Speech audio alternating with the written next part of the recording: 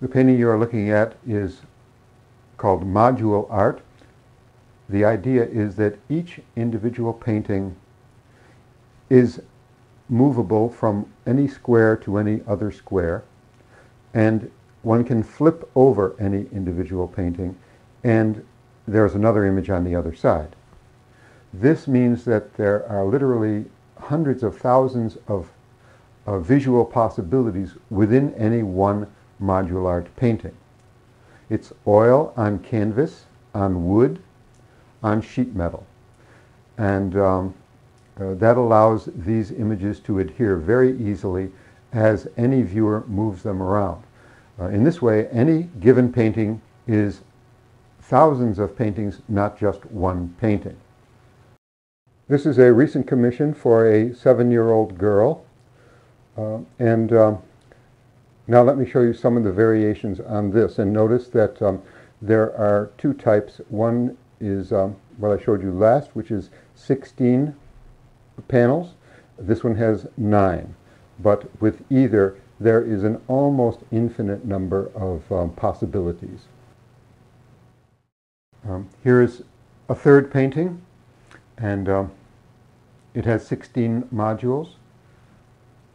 Again, these the total module is 2 feet by 2 feet square, and they in themselves are modular. That is to say, they can be attached to one another to make very large modular structures. Here are some details of each individual module.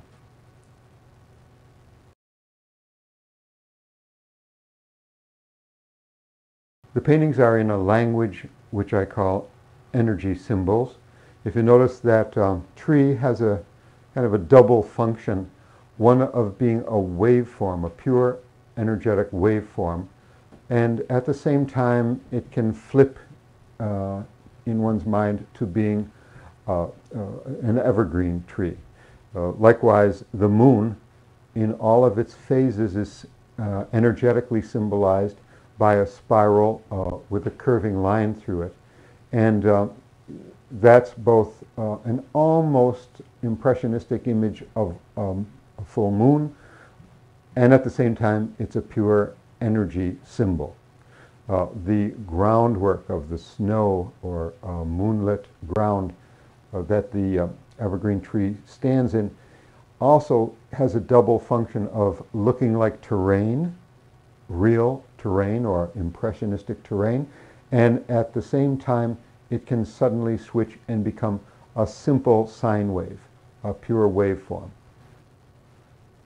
I developed module art for a number of reasons.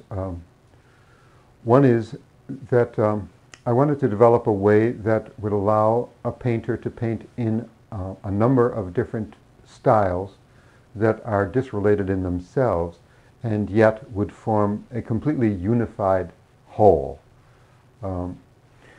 And the other is to give a viewer the possibility of co-creating with the painter, so that there is a blurred line between the viewer and the creator. Very blurred in this case, because they get to continually change the painting. In fact, the artist never gets to see all of the possible ways that this painting will exist in time. And the viewer who comes up to it, and the next viewer will come and alter it in kind as well, and that painting will exist only for them.